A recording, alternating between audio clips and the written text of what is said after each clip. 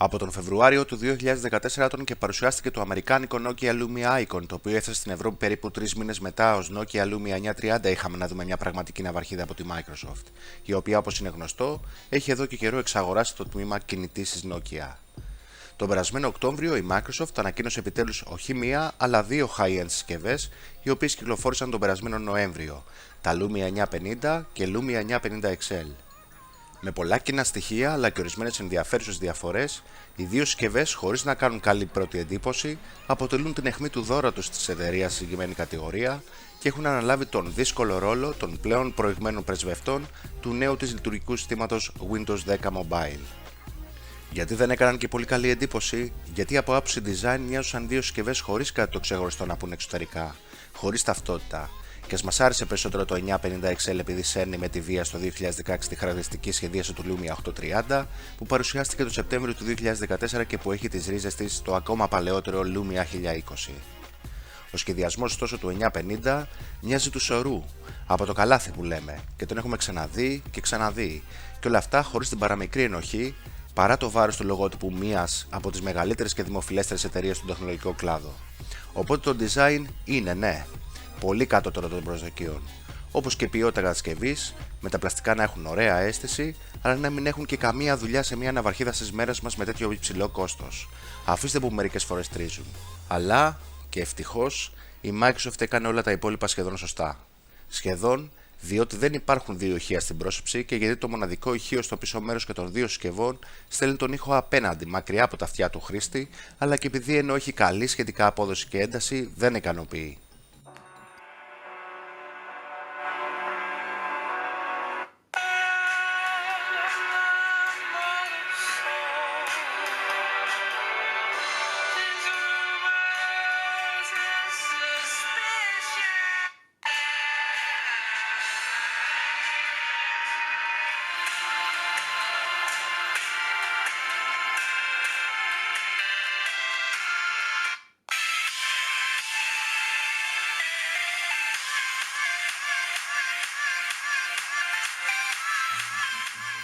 Σχεδόν γιατί δεν διαθέτουν ένα ταχύτατο αισθητήρα δαχτυλικού αποτυπώματος που αποτελεί την τάση της εποχής και έχουν εξοικειωθεί οι περισσότεροι τώρα με την Microsoft να θέλει πεισματικά να διαφοροποιηθεί με το Windows Hello, το οποίο είναι μια πολύ ωραία ιδέα και μια σούπερ τεχνολογία που είναι ασφαλής, αλλά και που πρέπει να εξελιχθεί περισσότερο και να γίνει σημαντικά πιο γρήγορη.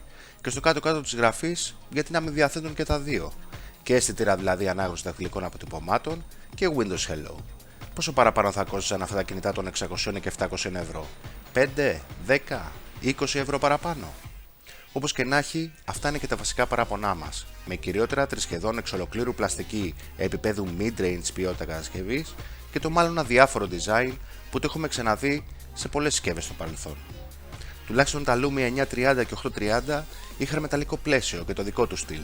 Επίσης, δεν μπορούμε να καταλάβουμε τον λόγο που επέλεξε η Microsoft αυτή τη διάταξη πλήκτρων στο Lumia 950 XL, με τα πλήκτρα για την εξομοίωση της έντασης του ήχου να βρίσκονται πάνω και κάτω από το πλήκτρο ενεργοποίηση-απενεργοποίησης και δεν ακολούθησε την κλασική διάταξη που εντοπίζεται στο Lumia 950. Στο Lumia 950 XL σπάνια με αυτή τη διάταξη πετυχαίνεις αυτό που θέλεις. Καταλήγεις να πατάς την τύχη μερικές φορές στα πλήκτρα. Το μόνο που προκαλεί αυτή η διάταξη είναι σύγχυση, τίποτα περισσότερο.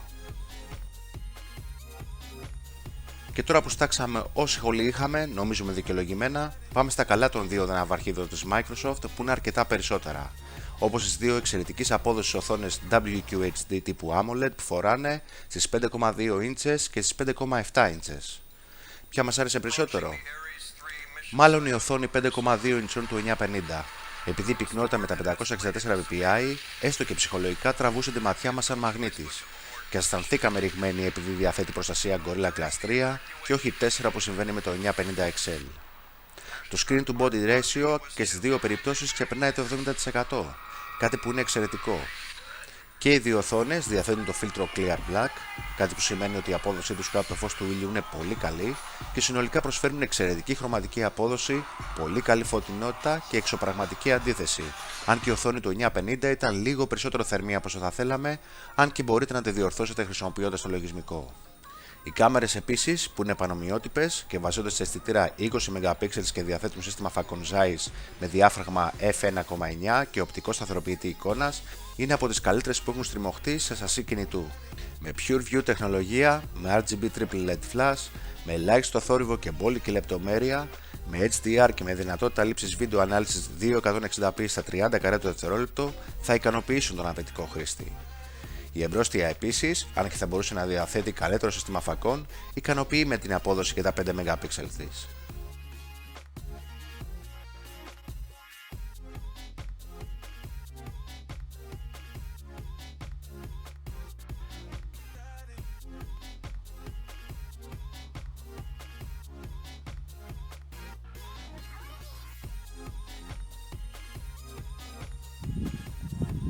Και οι δύο συσκευές διαθέτουν Wi-Fi 802.11 ABGNAC Dual Band, GPS, Wi-Fi Hotspot, NFC, FM Radio και Bluetooth 4.1, ενώ υποστηρίζεται ακύρωση θορύβου, ασύρματη φόρτιση, ταχεία φόρτιση και διαθέτουν μπαταρίες στα 3000 και 3340 mAh με το 950XL που είναι μεγαλύτερο σε μέγεθος να προσφέρει περισσότερο χώρο και επομένως να διαθέτει τη μεγαλύτερη μπαταρία.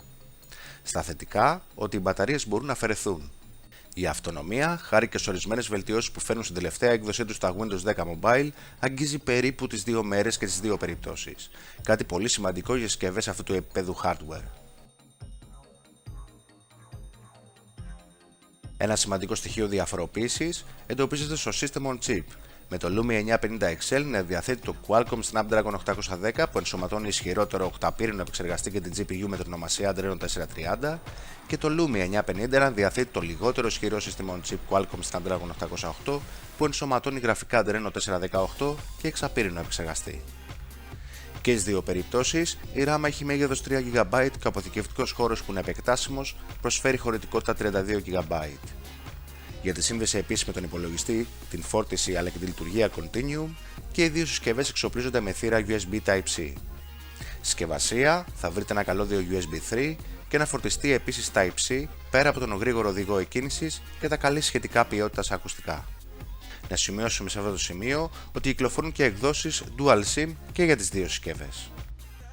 Και πάμε στα Windows 10 Mobile που είναι και το αστέρι των δύο συσκευών της Microsoft. Πρόκειται για ένα λειτουργικό σύστημα που τουλάχιστον στα δικά μας μάτια δείχνει πολύ πιο σύγχρονο σχεδιαστικά από τον ανταγωνισμό, πολύ πιο φρέσκο και σε σχέση με τις προηγούμενες εκδόσεις του είναι πληρέστερο από άψη χαρακτηριστικών και δυνατοτήτων.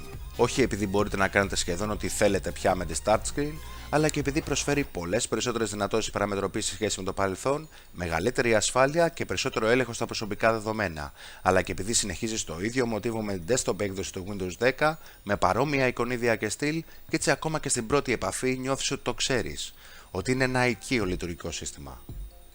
Τα Live Tiles που ζωντανεύουν το κινητό την ώρα που τα υπόλοιπα λειτουργικά συστήματα του είδους κινούνται στον χώρο της απραξίας σαν να βρίσκονται σε λίθαργο, δεν επαρκούν πάντως για να οδηγήσουν την εμπειρία χρήσης σε άλλο επίπεδο.